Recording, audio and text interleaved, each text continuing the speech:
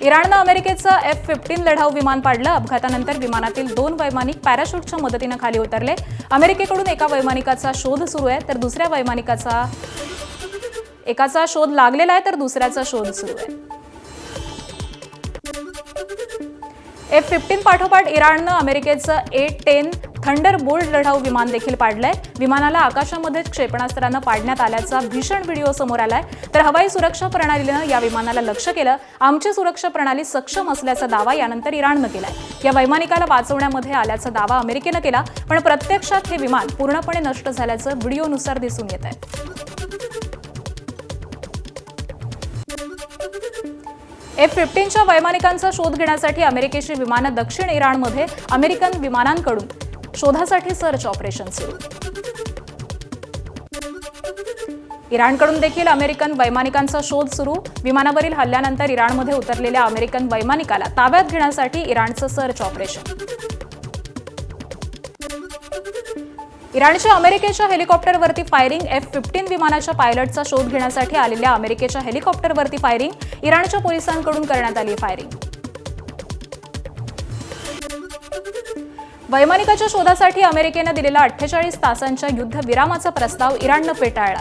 इराणच्या फार्स न्यूज या सरकारी एजन्सीचं हे वृत्त आहे। अमेरिकेकडून यावरती तात्काळ कोणतीही प्रतिक्रिया किंवा अधिकृत पुष्टी नाही।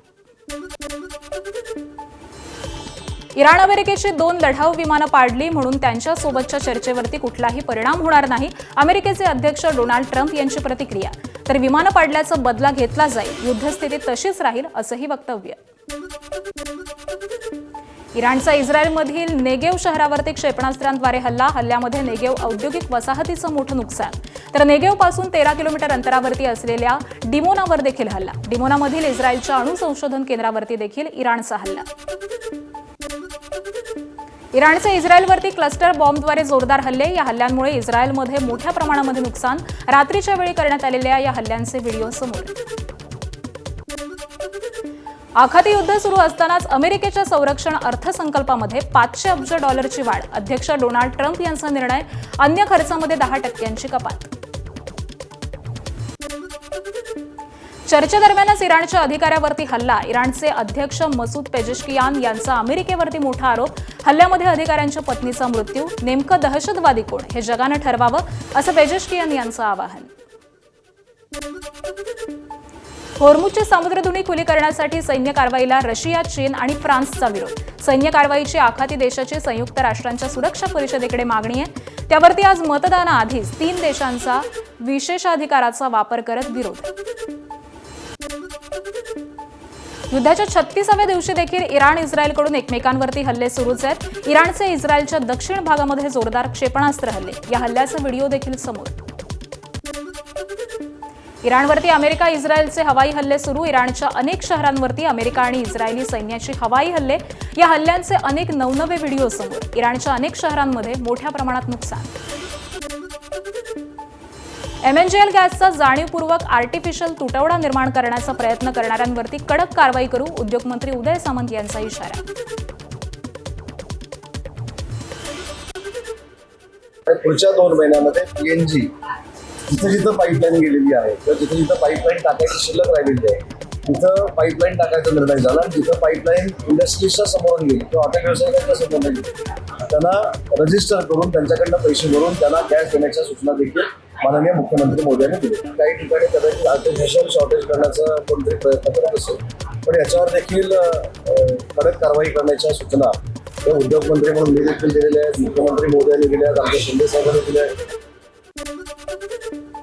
सोलापूरच्या बाजारात लाकूड आणि कोळशावरती चालणाऱ्या आधुनिक शेगड्या दाखल। या शेगड्यांना आधुनिक तंत्रज्ञानाची जोड देत लाईट किंवा चार्जिंगवरती चालणारे पंखे बसवले। त्यामुळे गॅस त्याबरोबरच शेगडीप्रमाणेच आगीची तीव्रता ही नियंत्रित करणंही शक्य आहे। आखाती देशामध्ये सुरू असलेल्या युद्धाचा केळी उत्पादकांना फटका। निर्यात ठप्प झाल्यामुळे नांदेडसह हिंगोली जिल्ह्यातील शेतकरी हैराण। अर्धापूर, भोकर, मुदखेड आणि हिंगोली जिल्ह्यातील वसमत आणि कळमनुरीच्या शेतकऱ्यांना फटका बसलाय। केळीच्या भावामध्ये परिणाम म्हणजे जो 15 ते 20 किलोचा जो घड आहे तो साधारणतः 150 ते 150, 200, 250 पर्यंत विक्री होत होता त्या मार्केटला, बीट मार्केटला। आणि आता सध्या त्याचा परिणाम इतका मोठा झाला आहे की तेच घड आता 70, 50, 40 रुपयापर्यंत विक्री होत आहे. शेतकऱ्याचं ते झाड आहे की नाही घड 150 ते 200 रुपयाला मिनिमम जात गेले, आता 50 ते 70 रुपयामध्ये चालले. शेतकऱ्याचं खूप नुकसान होत आहे. त्यावेळेस माल पुढं जात नाही, गाड्या वाहतूक चालू नाही, त्याच्यामुळे शेतकऱ्याचं खूप नुकसान होत आहे यावर्षी. आणि यानंतर आता इतर काही महत्त्वाच्या घडामोडी जाणून घेऊयात 100 हेडलाईन्समधून. बारामती विधानसभा पोटनिवडणुकीच्या पार्श्वभूमीवरती जय पवारांनी बोलावली महत्त्वाची बैठक. बारामतीतील कसबा भवनामध्ये होणाऱ्या बैठकीमध्ये बारामती मतदारसंघाचा आढावा घेतला जाणार. बारामती विधानसभा पोटनिवडणूक लढवण्यासाठी काँग्रेसमधील 6 इच्छुकांकडून मुलाखती. 6ही जणांची नावं काँग्रेस हायकमांडला पाठवली. आज एकाच्या नावावरती शिक्कामोर्तब होणार अशी माहिती आहे. सातारा जिल्हा परिषदेमध्ये आज 4 सभापती पदांसाठी निवड. अध्यक्ष उपाध्यक्ष निवडीवेळी झालेल्या राड्याच्या पार्श्वभूमीवरती आजची निवडणूक ही अधिकच संवेदनशील. त्यामुळे जिल्हा परिषद परिसरामध्ये 100 मीटरपर्यंत जमावबंदी लागू. प्रशासन अलर्ट मोडवरती. कोल्हापूर जिल्ह्यामध्ये शिवसेनेकडून सलग 2 दिवस पदाधिकाऱ्यांच्या बैठका. पक्ष संघटना मजबूत करण्याच्या दृष्टीनं आज देखील उदय सामंत यांच्या नेतृत्वाखाली कोल्हापूरमधील पदाधिकाऱ्यांची महत्त्वाची बैठक. बंधू अशोक खरातवरती कांदा व्यापाराची फसवणूक केल्याप्रकरणी आणखी एक फसवणुकीचा गुन्हा दाखल. 60 लाखांची जागा वृद्धाश्रमाच्या नावे 22 लाखांना खरेदी. त्यानंतर प्लॉट विक्री व्यवसायामध्ये गुंतवणुकीचा आमिष दाखवून फसवणूक. सोलापूरच्या अंजनगाव खेलोबा इथल्या छत्रपती शिवाजी महाराजांच्या पुतळ्याच्या जागेसंदर्भामध्ये तोडगा. जयकुमार गोरे आणि राजन पाटील यांची मध्यस्थी. शिवरायांचा पुतळा स्थलांतरित करण्यास मराठा समाजाचीही मान्यता.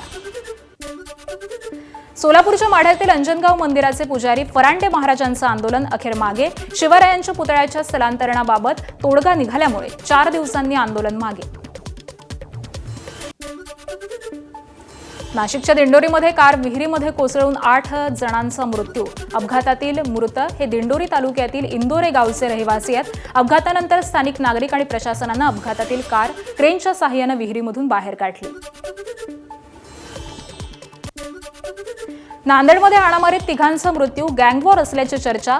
कॅनॉल रोडवरती मध्यरात्रीची घटना आहे. घटनास्थळी फॉरेन्सिक टीम आणि वरिष्ठ पोलीस अधिकारी दाखल.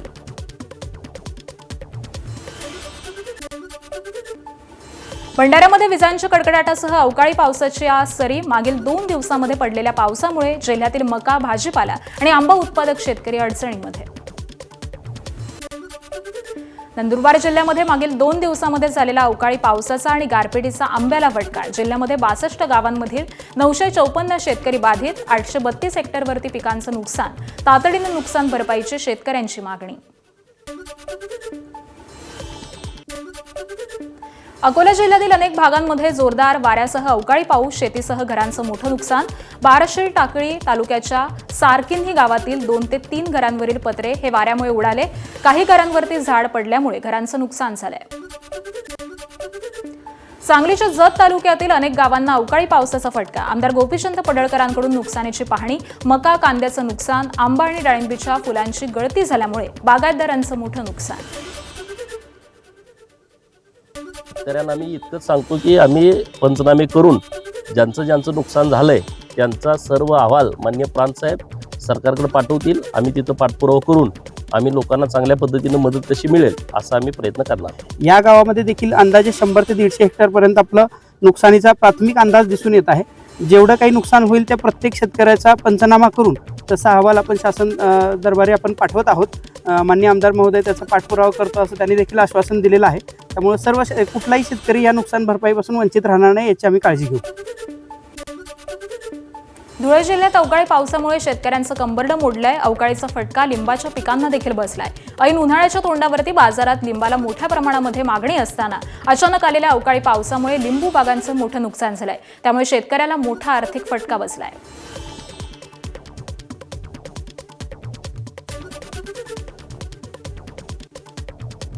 गारपीटमुळे वारा वादळ होती, त्याच्यामुळे या फळपिकाचं खूप मोठ्या प्रमाणात नुकसान झालं आहे.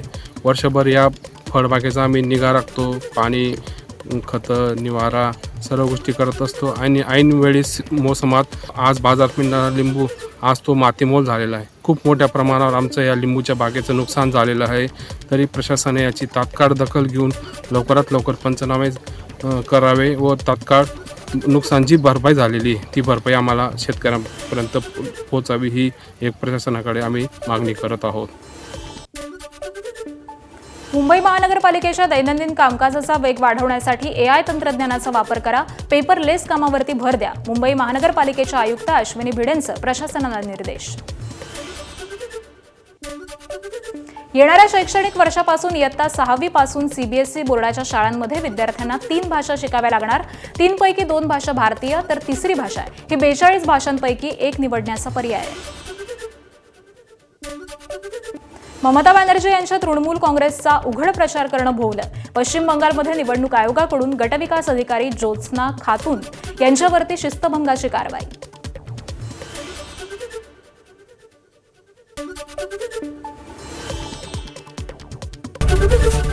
ABP माझा, उघडा डोळे बघा नीट.